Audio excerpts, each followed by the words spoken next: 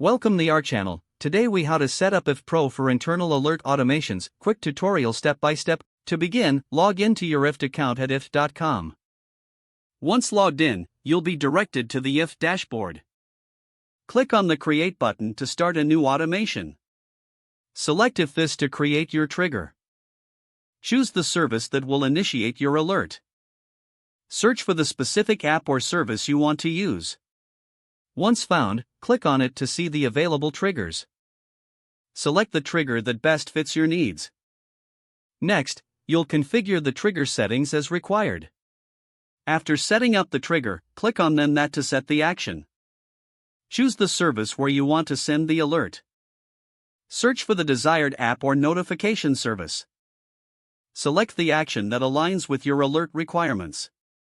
Configure the action settings as needed for your alert. Review both the trigger and the action to ensure they work together. Finally, click on the Finish button to save your automation.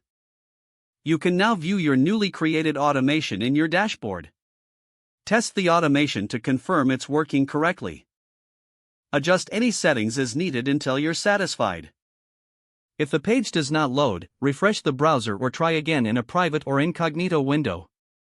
Make sure you are using the correct email address, then retype it carefully to avoid small typos. If your password is not accepted, use the reset option and create a new strong password you can remember. Check your spam folder for verification or security emails, then complete any requested confirmation steps.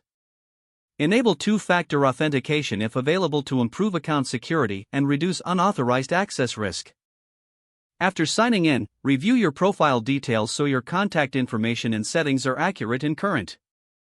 If you see an error message, note it down and try again after restarting your device and internet connection. Log out when you finish, especially on shared devices, to keep your account and payment information secure. If the page does not load, refresh the browser or try again in a private or incognito window. Don't forget to like this video and subscribe to our channel for more step-by-step tech guides.